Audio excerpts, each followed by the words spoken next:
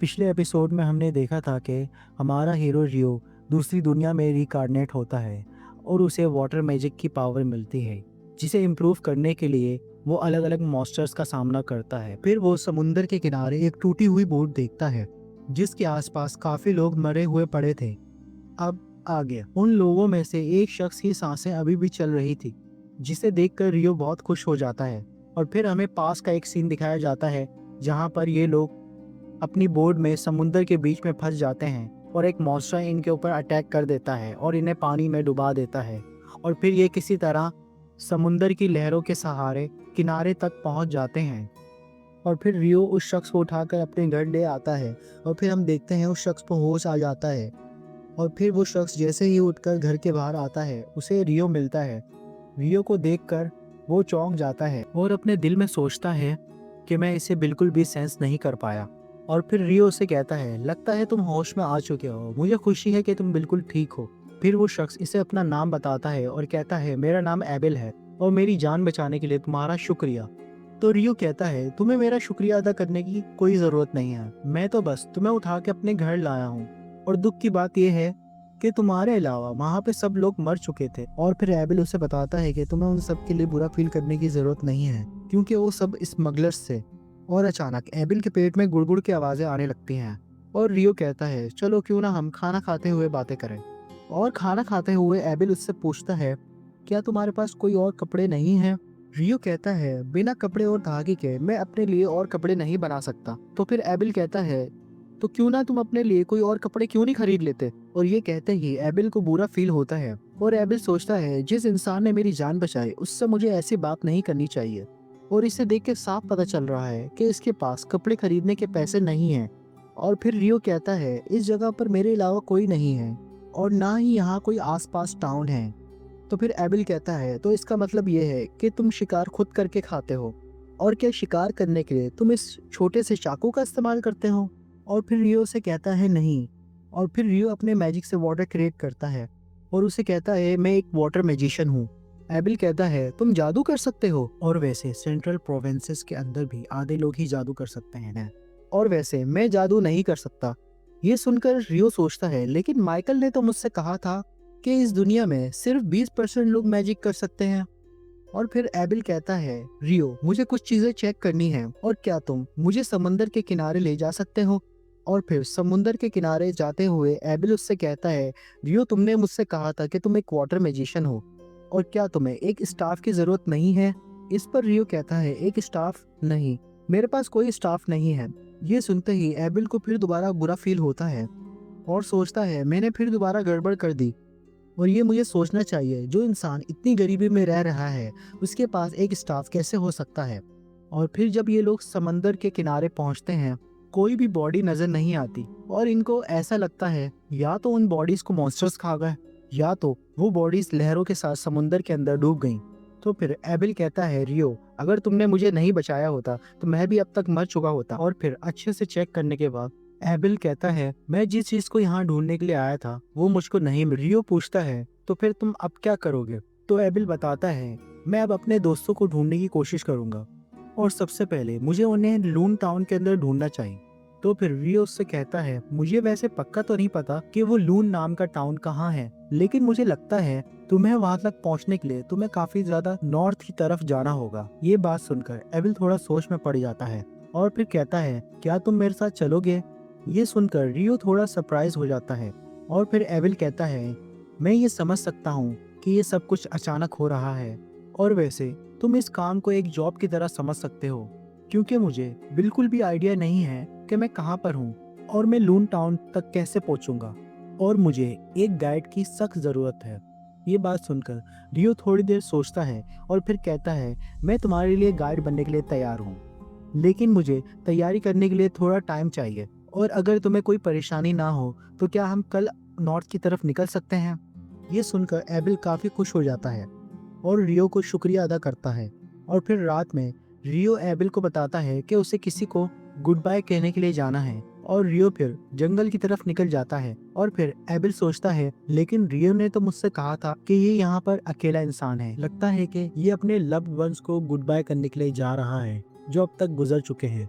फिर हम देखते हैं कि रियो उसी मिथिकल बीस्ट के पास तलवारबाजी के लिए पहुंच जाता है और उससे कहता है कि मैं आपको बताना चाहता हूँ कि कल मैं फॉरेस्ट ऑफ रोंडो से बाहर चले जाऊंगा और थोड़े टाइम बाद ही लौटूंगा, और अब तक आपने मेरे लिए जो भी किया मैं उसके लिए आपका एहसानमंद हूँ, क्योंकि आपकी मदद के बिना मैं अब तक यहाँ पर सरवाइव नहीं कर पाता और मैं तहे दिल से आपकी मदद को अप्रिशिएट करता हूँ। लेकिन आज हम आखिरी बार फाइट कर रहे हैं और जिस वजह से मैं नॉर्मल से ज़्यादा हार्ड फाइट करूँगा। और फिर ये दोनों लड़ना स्टार्ट करते हैं और इस बार रियो मिथिकल बीस्ट को कड़ी टक्कर देता है और काफ़ी देर लड़ने के बाद रियो थक कर अपने घुटनों पर आ जाता है और फिर वो मिथिकल बीस्ट पानी के अंदर जाता है और अपने मैजिक से पानी के अंदर से कपड़े निकालता है और रियो को देता है और रियो उन कपड़ों को पाकर काफ़ी खुश होता है और मिथिकल बीस्ट को इसके लिए शुक्रिया कहता है। और फिर नेक्स्ट डे सफ़र पर निकलने से पहले रियो अपने घर को आखिरी बार बड़े प्यार से देखता है। ये दोनों सफ़र पर निकल जाते हैं और फिर थोड़ा दूर चलने के बाद ही इनके सामने एक लेसर बोर आ जाता है और एबिल रियो को पीछे रहने के लिए कहता है और अपने कॉम्बैक्ट स्किल टोटल इम्पेलिमेंट की मदद से लेसर बोर के अंदर आर पर एक सुराख कर देता है, जिससे लेसर बोर एक पल में ही मर जाता है। और ये देखकर रियो काफी ज्यादा शॉक हो जाता है। कॉम्बैक्ट स्किल ये क्या है? तब एबिल कहता है मैं समझ सकता हूँ कि एक मैजिशियन होने की वजह से तुम्हें इनके बारे में नहीं पता, और ये तलवारबाजी की एक टेक्निक्स होती हैं और मेरे अलावा और भी लोग हैं जो वेपन से फाइट करते हैं, वो इन्हें यूज करते हैं। और फिर ये दोनों आगे बढ़ना कंटिन्यू करते हैं और फिर अगले दिन इन्हें रास्ते में कुछ लेजर फॉग दिखते हैं और ये दोनों इनसे लड़ाई करना अवॉइड करते हैं और घूमकर आगे बढ़ने लगते हैं। लेकिन रियो लेजर्ड फॉग की मूवमेंट महसूस कर लेता है और एबिल को बताता है कि लेजर्ड फॉग इनको फॉलो कर रहे हैं और फिर ये दोनों लड़ने के लिए रेडी हो जाते हैं। और रियो कहता है हमारी तरफ काफ़ी सारे लेजर्ड फॉग आ रहे हैं, जिस वजह से मैं अपने मैजिक का इस्तेमाल करूंगा। फिर एबिल उससे कहता है लेकिन तुम्हारे पास स्टाफ नहीं है, और फिर एक झटके में लियो काफी सारे लेजर्ड फॉग को मार देता है। और ये देखकर एबिल हैरान हो जाता है और कहता है रियो आखिर तुमने किस तरह का मैजिक स्पेल इस्तेमाल किया है, क्योंकि तुमने इन सब पर एक साथ हमला कर दिया। और मैं एक विंड मैजिशियन को जानता हूँ जिसने मुझे बताया है कि एक मैजिक स्पेल से एक टाइम पर एक ही अटैक हो सकता है। रियो थोड़ी बात घुमाता है और कहता है लगता है कि विंड मैजिक थोड़ा डिफरेंट होता है, क्योंकि वाटर मैजिक के लिए ये तो बिल्कुल नॉर्मल बात है। और फिर बाद में जब इन्हें आगे बढ़ने का रास्ता समझ नहीं आता तो ये हेड टेल करके फैसला करते हैं। लेकिन रियो कॉइन को देखकर कहता है कि उसने पहले कभी पैसों को नहीं देखा, और ये सुनकर एबिल थोड़ा हैरान हो जाता है और कहता है ये कॉइन किंगडम ऑफ नाइट में इस्तेमाल होता है और किंगडम ऑफ नाइटली में ही लून टाउन है। रियो कहता है नाइटली, ये सुनने में बहुत अच्छा लगता है। एबिल कहता है सेंट्रल प्रोविंसेस के अंदर किंगडम ऑफ नाइटली के अलावा दो और देश हैं, जैसे डेबुही एम्पायर और हैंडलियू फेडरेशन, और सभी देश अपने अपने सिक्के खुद बनाते हैं और सभी कंट्री के सिक्कों की वैल्यू बराबर होती है, जिससे देशों के बीच में आपस में कोई परेशानी ना हो। लेकिन डेब्यू ही वर्ड सुनने के बाद रियो काफी ज्यादा इरिटेट हो जाता है, क्योंकि रियो को डेब्यू ही वर्ड बहुत ज्यादा बुरा लगता है। और फिर कुछ घंटे और चलने के बाद इनके ऊपर चारों तरफ से पत्थरों से हमला होने लगता है और एबिल कहता है ये काफी खराब सिचुएशन है और लगता है कि हम रॉक गोलम के घोंसले में आ चुके हैं। और इन रॉक गोलम को देखकर रियो को थोड़ा अजीब लगता है और रियो कहता है मुझे रॉक गोलम से ये उम्मीद नहीं थी, क्योंकि मैंने हमेशा सोचा था कि रॉक गोलम इंसानों जैसे दिखेंगे, इनके 2 हाथ और 2 पैर होंगे। और फिर एबिल हमला करके एक रॉक गोलम के अंदर छेद कर देता है, लेकिन रॉक गोलम बड़े ही जल्दी इस छेद को कवर कर लेता है। और ये देखकर रियो कहता है अगर तुम्हारे अटैक से काम नहीं बन रहा है तो फिर मैं अटैक करता हूँ। और फिर रियो एक बहुत बड़ा आइस का क्यूब 2 गोलम्स के ऊपर गिरा देता है, जिससे पलक झपकते ही 2 गोलम मर जाते हैं। ये देखकर एबिल को भी रियो की थोड़ी पावर का अंदाजा होता है। और फिर सभी गोलम्स के मरने के बाद एक गोलम जमीन पर गिरा हुआ होता है और बिल्कुल भी मूव नहीं कर रहा होता, और इसके नीचे इनको एक मैजिक स्टोन दिखता है। और ये बाकी गोलम्स के अंदर से भी मैजिक स्टोन निकालना चाहते हैं, लेकिन बाकी सभी गोलम बहुत बड़े बड़े आइस क्यूब के नीचे दब चुके हैं, जिस वजह से ये लोग बाकी दूसरे गोलम्स के अंदर से मैजिक स्टोन नहीं निकाल सकते। फिर सीन शिफ्ट होता है। ये दोनों छुपकर एक मॉन्स्टर को देख रहे होते हैं जिसका नाम बेहेमत है और ये साइज में काफी ज्यादा बड़ा है। और तभी अचानक एक वाइबन ग्रुप यहाँ पर आकर इस बेहेमत के ऊपर हमला करने लगता है। लेकिन ये behemoth एक दहाड़ मारता है और इसकी दहाड़ से सभी वाइवन्स जमीन पर गिर जाते हैं। और ये देखकर एबेल हैरान हो जाता है और कहता है, आखिर ये क्या हुआ? रियो कहता है, मैं श्योर हूँ ये मैजिक निगेशन है। और फिर रात में ये दोनों लेसर बोर को खा रहे होते हैं और एबेल कहता है, मैंने सुना है डेंजन के कुछ ट्रैप्स के अंदर मैजिक निगेशन होते हैं। और डेंजन वर्ड सुनकर रियो काफ़ी एक्साइटेड हो जाता है और एबेल पूछता है, क्या तुम डेंजन्स के अंदर इंटरेस्टेड हो? रियो कहता है, हाँ बिल्कुल, और मैं एक डेंजन में ज़रूर जाना चाहूँगा। तो फिर ये काफ़ी बढ़िया बात है, एबेल ये कहता है, क्योंकि पूरे सेंट्रल प्रोविंसेस के अंदर सिर्फ लून टाउन में ही एक डेंजन है और हम वहीं जा रहे हैं। तो फिर रियो कहता है, एबेल क्या तुम ये बात मुझसे छुपा रहे थे?